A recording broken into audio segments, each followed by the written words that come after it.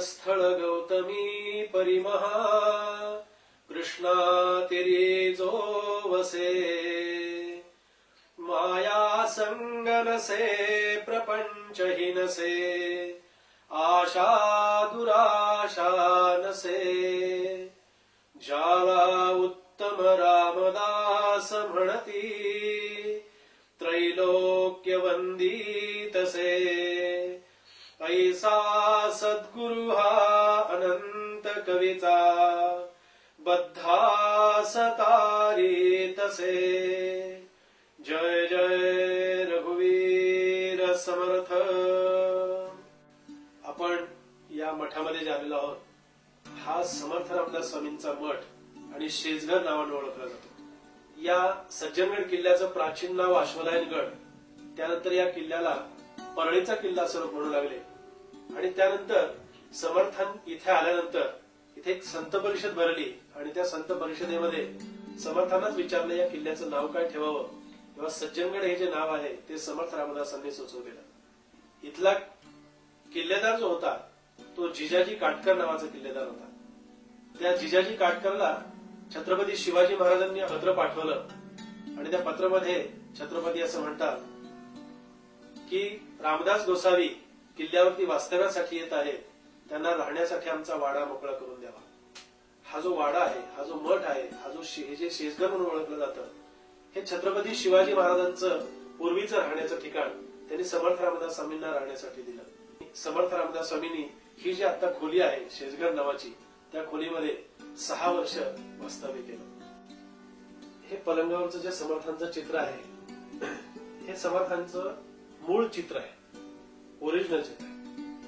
समर्थ रामदास स्वामी ज्या वेळेला तंजावरला गेले होते त्या तंजावरला व्यंकोजीराजे भोसलेंच्या मठामध्ये समर्थांचं वास्तव्य होतं आणि त्या वास्तव्याच्या काळामध्ये समर्थांचे जे एक शिष्य त्यांचं नाव मेरू स्वामी, मेरू स्वामींनी समर्थांना प्रत्यक्ष पाहून काढलेलं हे चित्र आहे। जे ऐतिहासिक कागदपत्र आहेत, सनदा आहेत छत्रपतीने दिलेल्या, त्या ऐतिहासिक कागदपत्रांच्या वरती समर्थांचं हे चित्र आपल्याला पाहायला मिळेल। हा जो पलंग आहे हा छत्रपती शिवाजी महाराजांनी समर्थ रामदास स्वामींना दिलेला पलंग आहे। पलंगाचे जे 4 पाय आहेत ते पितळेचे आणि मधला जो भाग आहे तो शिसवीचा आहे, म्हणजे उत्तम दर्जाच्या लाकडाचा जो भाग आहे। समर्थांची 6 ते 6.25 फूट उंची होती, त्या उंचीच्या मानानं सुद्धा त्या उंचीच्या प्रमाणात हा सगळा पलंगाचा भाग आहे। समर्थ या पलंगाचा केवळ बसण्यासाठी उपयोग करत असत अशी इतिहासामध्ये नोंद आहे। या पलंगावरची जी वस्त्र दिसत आहेत हे जे व्याघ्राजीन आहे, हे व्याघ्राजीन आता अलीकडच्या म्हणजे 100 वर्षापूर्वीच आहे। त्याच्यावरची वस्त्र आहेत ती सगळी आताच्या अलीकडच्या काळातली आहेत, पण मूळ पलंग हा मात्र समर्थांनी वापरलेला आणि छत्रपती शिवाजी महाराजांनी दिलेला। समर्थ रामदासांनी 12 वर्ष तपश्चर्येनंतर 12 वर्ष जे तीर्थाटन केलं, त्या तीर्थाटनाच्या काळामध्ये समर्थ काही दिवस हिमालयातही होते आणि हिमालयामध्ये एक मारुती आश्रम आहे, त्या मारुती आश्रमामध्ये समर्थांचं वास्तव्य होतं आणि थंडीचे दिवस आणि त्यात हिमालय, अतिशय थंडी पडली होती आणि समर्थ असे थंडीनं कुडकुडत होते। समर्थांनी मारुतरायांची प्रार्थना केली आणि मारुतरायांनी सांगितलं, बाबा मारुतराया या थंडीपासून मला काहीतरी संरक्षण द्या। ही जी वल्कल आहे ही वल्कल मारुतरायांनी आपल्या अंगावरची काढली आणि ती समर्थांच्या अंगावरती घातली, असा ह्या वल्कलाचा इतिहास आहे। आणि हे अत्यंत जीर्ण झालेलं झाडाच्या सालीपासून तयार केलेलं वस्त्र त्याला वल्कल असं म्हणतात, ते समर्थ रामदास स्वामी प्रसाद म्हणून त्यांनी ते स्वीकारलं आणि आपल्या जवळ ठेवलं। अशी त्यांच्या वापरातली असणारी वस्तू वल्कल ही समर्थांच्या नेते वापरत असायची।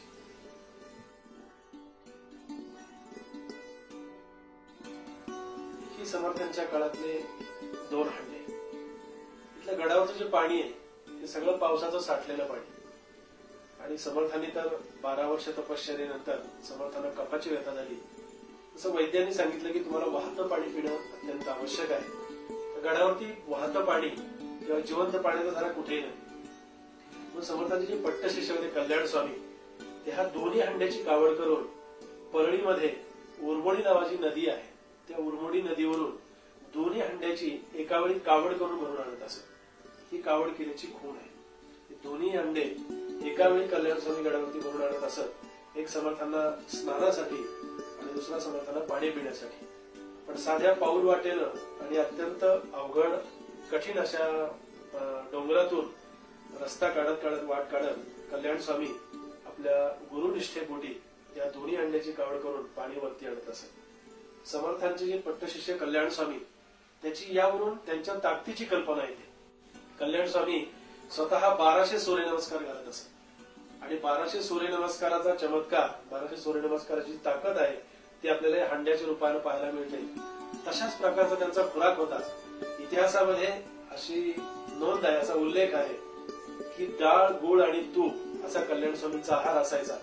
एका वेळी शेरभर डाळ, गुळ आणि तूप तो मारुतरायांना नैवेद्य दाखवून कल्याण स्वामी तो आहार भक्षण करून ती डाळ स्वीकारून या दोन्ही अंड्याची कावड करून वरती भरून आणत असत.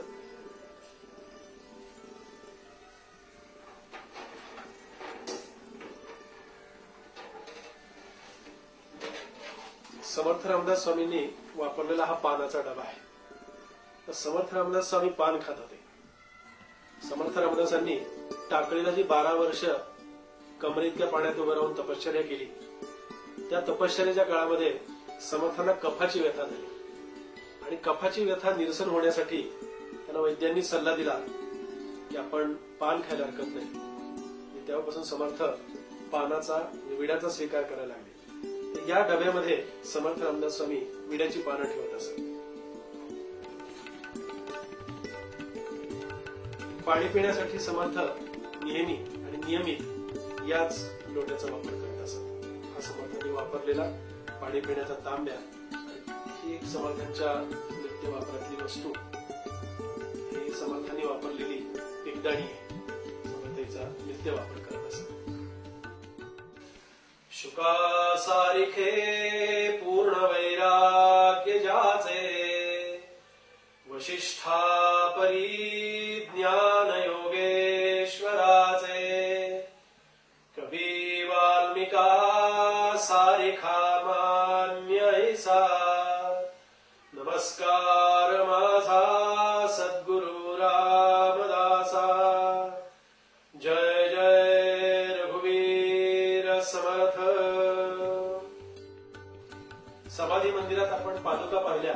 समर्थांच्या समाधी समोर ज्या ठेवलेल्या पादुका होत्या त्या पादुका आणि ही कुबडी ही समर्थ रामदास स्वामींना दत्तात्रयांनी प्रसाद रूपाने दिलेली आहे. ही वेताची काठी याला म्हणतात. समर्थ रामदास स्वामी ज्या ज्यावेळी बाहेर भ्रमंतीला जायचे त्यावेळी नेहमी हातामध्ये ही काठी असायची, वेताची काठी. या काठीचं दुसरं वैशिष्ट्य असं की या काठीवरून समर्थांच्या उंचीचा आपल्याला अंदाज लागतो. समर्थ रामदास स्वामी ज्यावेळी हिमालयात गेले होते त्यावेळेला नवनाथांच्या पैकी मच्छिंद्रनाथ त्या ठिकाणी प्रगट झाले आणि मच्छिंद्रनाथांनी प्रसाद रूपाने हा सोटा समर्थांच्या हातामध्ये दिला. त्याला सोटा असं म्हणतात. त्याची एक आख्यायिका गोनी दांडेकरांनी अशी सांगितलेली आहे की ही वस्तू प्रसाद रूपानं मच्छिंद्रनाथांच्याकडून समर्थांच्याकडे येण्यासाठी नेमकं काय कारण झालं असेल तर हिमालयामध्ये ज्यावेळेला समर्थ मार्गक्रमण करत होते त्यावेळेला 2 मार्ग फुटले होते. 2 रस्ते त्यांना दिसत होते आणि कोणत्या रस्त्यानं नेमकं जावं ते समर्थांना क्षणभर असं सुचेना की आता या रस्त्यानं जाऊ का त्या रस्त्यानं जाऊ. त्यावेळी त्या ठिकाणी मच्छिंद्रनाथ प्रगट झाले आणि मच्छिंद्रनाथांनी प्रसाद रूपानंच हा सोटा समर्थांच्या हातामध्ये दिला आणि समर्थांना असं सांगितलं की हा सोटा नेहमी हातामध्ये ठेवत जा म्हणजे तुला पुन्हा असा कधीही भ्रम होणार नाही. अशी समर्थांना मच्छिंद्रनाथांच्याकडून मिळालेली ही वस्तू प्रसाद रूपाने असते.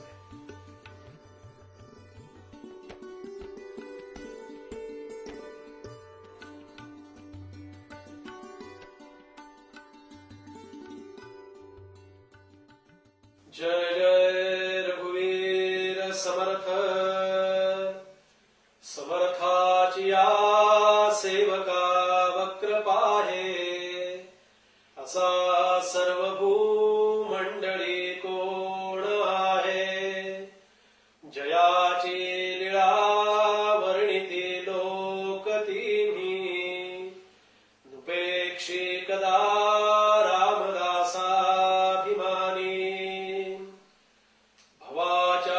भये काय भीतोसी लंडी, हरी रे मना धीर धाकासी सांडे रघुनायका सारिखा स्वामी शिरे नुपेक्षी कदा कोपल्या दंडधारे जय जय रघुवीर समर्थ. समर्थ रामदास स्वामींना एक शस्त्र त्यांच्याजवळ असावं, एक शिवाजी महाराजांची एक आंतरिक इच्छा म्हणून शिवाजी महाराजांनी, छत्रपती शिवाजी महाराजांनी समर्थ रामदास स्वामींना ही कुबडी आणि कुबडीमध्ये असणारी जी तलवार, जिला गुप्ती असं म्हणतात, ही गुप्ती ही छत्रपती शिवाजी महाराजांनी त्यांना दिलेली आहे. ज्या शिवाजी महाराजांच्या बद्दल समर्थ म्हणतात, निश्चयाचा महामेरू बहुत जनासी आधारू अखंड स्थितीचा निर्धारू श्रीमंत योगी यशवंत कीर्तिवंत सामर्थ्यवंत वरदवंत पुण्यवंत नीतिवंत जाणता राजा कित्येक दुष्ट संहारिला कित्येकांसी धाक सुटला कित्येकांसी आश्रयो झाला शिवकल्याण राजा.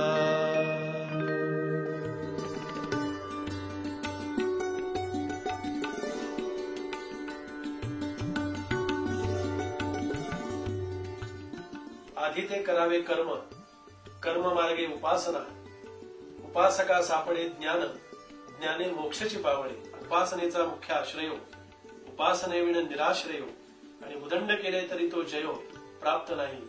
हा यज्ञ कर्म जी आहे तो ही एक उपासनेचाच भाग आहे. समर्थ रामदास स्वामींचं हे यज्ञकुंड, या ठिकाणी समर्थ अन्नी करत असत.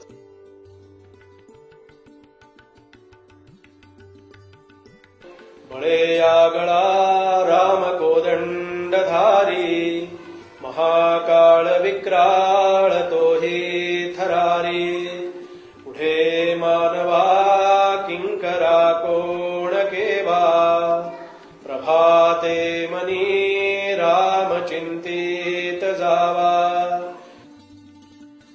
हा श्रीराम मूर्तींचा ओटा. मंदिरामधल्या ज्या रामाच्या मूर्ती आपण पाहिल्या, त्या रामाच्या मूर्ती तंजावरून ज्यावेळी गडावरती आणल्या तेव्हा समर्थांचंही वास्तव याच ठिकाणी होतं. आणि त्या रामाच्या मूर्ती ज्यावेळी आणल्या, प्रथम गडावरती ज्यावेळी आल्या त्यावेळी या ओट्यावरती ठेवल्या होत्या. पूर्वी हा मातीचा ओटा होता. हे शेजघराचं किंवा या मठाचं एक संपूर्ण मातीची इमारत होती त्यावेळची. पण आता हे नूतनीकरण आणि मजबूत व्हावं आहे तशाच अवस्थेमध्ये ही इमारत ठेवून ती भक्कम करण्याचा संस्थांनं प्रयत्न केलेला आहे. समाधी घेण्यापूर्वीचे जे 5 दिवस, ते 5 दिवस समर्थांनी याच ठिकाणी त्या रामरायांच्या मूर्तींची पूजा अर्चा केली. समर्थांनी माघवद्य सप्तमीला आपल्या सगळ्या शिष्यांना इथे शेजघरामध्ये बोलावलं, की ज्या समर्थांनी दासबोधामध्ये नवविधा भक्ती सांगितली, श्रवणम कीर्तनम विष्णू स्मरणम पादसेवनम अर्चनम वंदनम दास्यम सख्यम आत्मनिवेदनम, अशा नवविधा भक्तीच्या माध्यमातून समर्थांनी दासबोधातलं मार्गदर्शन वेळोवेळी शिष्यांना केलं. इथे गडावरती सगळी शिष्यमंडळी जमली आणि माघवद्य सप्तमीला समर्थांनी याच शेजघरामध्ये, याच वास्तूमध्ये सगळ्यांना बसवलं आणि समर्थांनी एक मोठ्यांदा श्लोक म्हटला. तो श्लोक असा होता, रघुकुळ टिळकाचा वेध सन्निध आला, रघुकुळ टिळकाचा वेध सन्निध आला, तदुपरी भजनासी पाहिजे सांग केला. एवढ्या 2 ओळी म्हटल्या आणि समर्थ थांबले. तर समर्थांनी आपला दृष्टिक्षेप उद्धव गोसावींच्याकडे टाकला.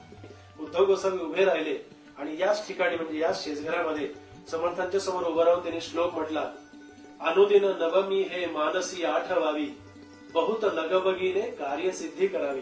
म्हणजे माघवद्य नवमीला शनिवारी दुपारी 12 वाजता समर्थ रामदास स्वामी देह ठेवणार हे निश्चित झालं होतं आणि त्यापूर्वी 5 दिवस याच ठिकाणी रामाच्या मूर्तींची समर्थांनी पूजा अर्चा केली आणि समर्थांनी याच वास्तूमध्ये याच ठिकाणी आपला देह ठेवला. शिष्यांना असं समर्थ